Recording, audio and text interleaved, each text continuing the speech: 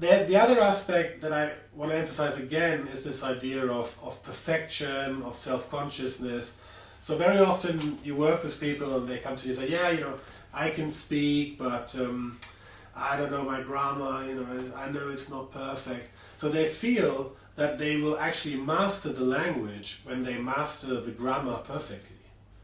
And this is not the case, because they don't want to be novelists normally, and even novelists make grammar mistakes, but they want to be able to communicate effectively, to want to master the language on a functional level, that they can, live in a globalized world and work as a professional in what is always now an international setting.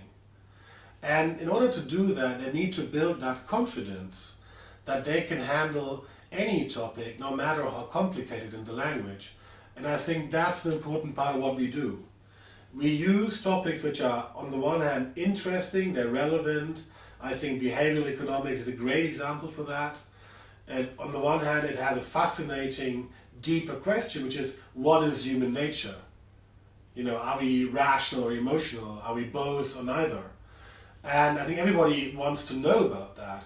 And at the same time, the results and the insight that we generate from behavioral economics, they're so relevant for business, for how we frame things, how you structure information, how do you design choices. So here's something that really I feel everybody should know. I think that's my journalist experience, that I really want people to know about this. And at the same time, it's something that generates exactly this atmosphere and the situation where people talk, they express themselves freely, they exchange opinions and discuss, and they do this on a sophisticated level. And exactly that's what they need to do to gain that level of mastery. So eventually, I want our trainees to no longer want us. I want them to want us, but I don't want them to need us anymore. I think that's the key thing. I had the idea, I think, the first time for Language and Skills after I went to the UK when I was 15, because I went to an English boarding school, and I had learned English before, and I had enjoyed it, and was fairly good at it, but no prodigy or anything like this. And then I went to the boarding school in the UK, and I realized I couldn't speak. I was overwhelmed. And the way for me to really get into the language and learn a lot of it quite quickly was paying attention in history class. So we also had the normal language learning classes, but they were not as useful because there the topic was a language, and you felt self-conscious about using the language because it was a subject that you were learning.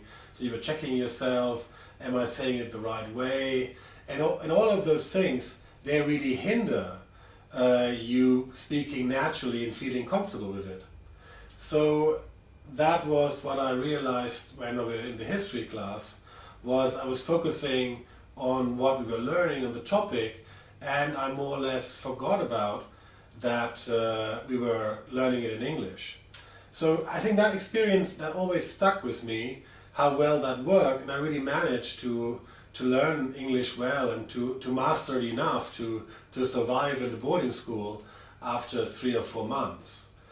So when I started teaching English later on, when I was in my 20s, I remember that experience, and I really saw how important it was that you were not self-conscious and you were not speaking to speak, or you were not trying to be perfect in the way that you used the language, but you were just using it without that high level of self-consciousness.